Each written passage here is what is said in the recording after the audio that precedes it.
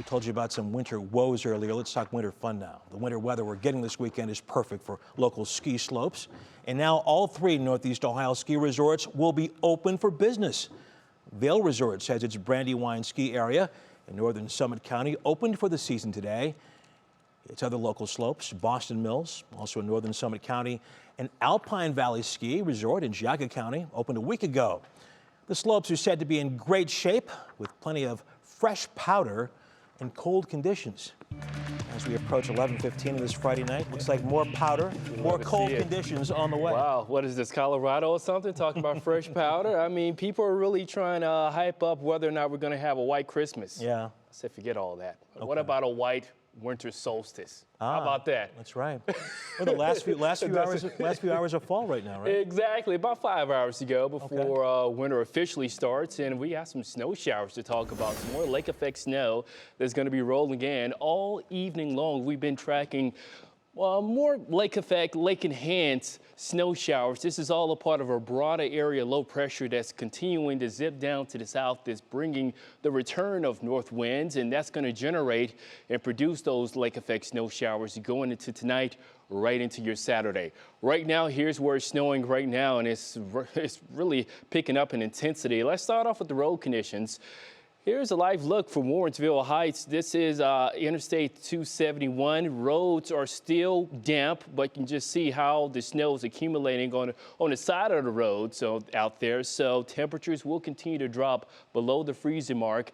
Meanwhile, further off to the west in Elyria, Lorain County, we've had a couple rounds of some intense snowfall so far, but since the sun is set, you're already starting to see where the snow is beginning to slush up on the shoulders here. So again, if you're going to be out and about, especially for tomorrow morning, if you're going to be packing a car, maybe heading over to the family's home, things are looking rather slick because of the lingering snow showers and also more lake effect snow to talk about. As a matter of fact, things are setting up right on schedule. Here's that Lake Huron band we've been talking about over the past couple of days. This is continuing to dive down to the south, and it's going to be waffling back and forth throughout the overnight. And this could be laying down an additional 1 to 2 inches of snow for the metro as well. So impacts to talk about for tonight, going into your Saturday, lake snow and another blast of Arctic temperatures. So accumulating snow or not, bring out the layers, folks, especially if you're going to be out and about doing any last minute Christmas shopping. Allow for additional time. Slush is going to be possible. We already have slush on the roadways, especially outside of the metro. Everyone will be experiencing a chill, single-digit wind chills likely going into your Sunday morning. Let's get the full timeline when it comes to the leftover snow for this evening. And here's that Lake Huron band that's going to be setting up for us post-midnight, 1, 2, and 3 o'clock. Check out how this band is just going to be planted right on top of I-77. And when we have connecting snow bands, that means intensity when it comes to the moisture. So again, higher snowfall rates with this one. By the time we're waking up around sunrise for tomorrow, snow is going to be off to the east. Some of us further south and west, we could be waking up to some sunny skies, partly cloudy conditions.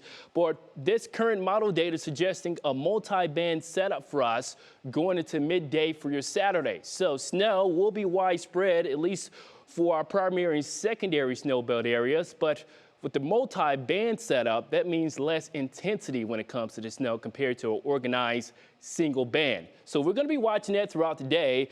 And here's Sunday morning, starting off teens, single digit when it comes to the wind. And eventually, we'll see the last of this lake effect snow beginning to lift out as we have high pressure rolling in from the west.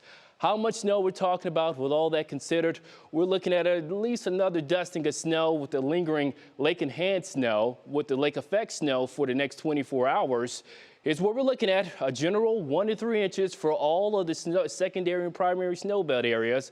Interior portions further inland into this primary snowbelt, we could see upwards to 2, maybe even 5 inches plus of snow. We have that advisory that will continue until 10 o'clock for tomorrow evening. Again, isolated areas could see higher amounts of snow where the snow bands persist. Going into your Christmas week, it's trending warmer and wetter. Starting off with Monday, we get this high out of here for Sunday. Monday night, we're looking at a rain and snow, and that's going to be moving in and plunging, well, and bringing a surge of warmer temperatures going into your Christmas day. 40s, 50s possible going into late week with more scattered rainfall on the way as we get closer to Thursday and Friday. Here's your Union Home Mortgage 10-day outlook. Cold, cold, cold all weekend long, upper to mid 20s for highs, single-digit wind chills, warming up to near seasonal with our next storm system by Monday night into Tuesday. Maybe a snowflake or two by Tuesday morning, but it's not looking good for a white Christmas. Upper 30s to low 40s Wednesday and Thursday. But what a way to close out fall and begin winter. For sure. All right, Anthony, thank you.